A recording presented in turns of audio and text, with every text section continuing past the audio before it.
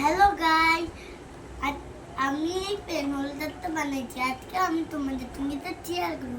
প্রথমে আমি একটা কার্ডবোর্ড নিয়ে নিলাম, তারপরে এটাকে আঠা দিয়ে যুক্ত করে দিলাম, ফার্নিচার আঠা দিয়ে। তারপরে এখানে আমি স্পাইডারম্যানটাকে বানিয়ে নিলাম।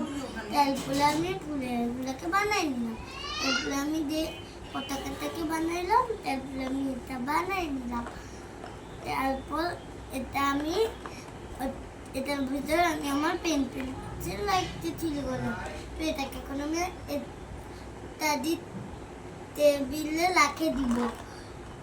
তো হ্যালো তো কেমন লাগলো বন্ধুরা?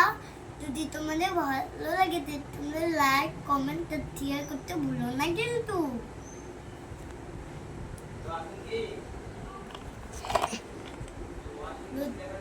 কি